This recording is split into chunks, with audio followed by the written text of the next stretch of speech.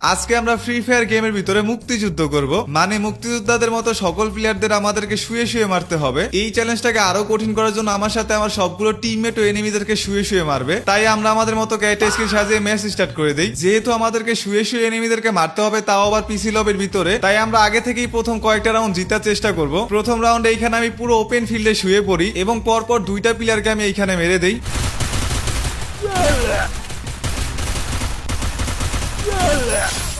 দ্বিতীয় রাউন্ডে আমি মুক্তিযোদ্ধাদের মতো পজিশন নিয়ে শুয়ে থাকি এবং এনিমির আসার অপেক্ষায় বসে থাকি। কিছুক্ষণ পরেই দেখি আমাদের তিনজন মুক্তিযোদ্ধার ভিতরে একটা প্লেয়ার ঢুকে পড়ে।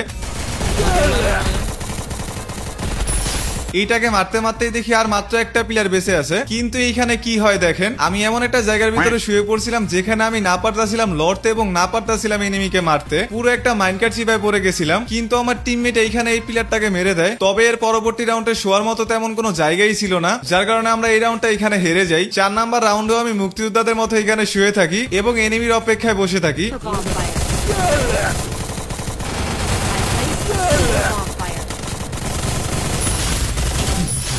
আসল সমস্যা শুরুই হয় 5 নাম্বার রাউন্ড থেকে। এনিমিরা এমন এমন পজিশন থেকে মারতেছিল যে আমরা বুঝতেই পারতাছিলাম না তারা আমাদেরকে কোথা থেকে মারতেছিল। 6 নাম্বার রাউন্ডেও সেম কাজটাই হয়। এমন ভাবে তারা কামব্যাক দেয় যে আমরা তাদেরকে মারতেই পারতেছিলাম না। এখন যেহেতু 3 রাউন্ডের সমতায় চলে আসছে, তাই আমরা একটু বেশি ভালো করে গেম প্লে করার চেষ্টা করতেছিলাম, যার কারণে আমি এখানে স্নাইপার নিয়ে নিই এবং এমন একটা পজিশন ধরে শুয়ে পড়ি যেখান থেকে এনিমির অ্যাঙ্গেল খুব সহজেই পাওয়া যায়।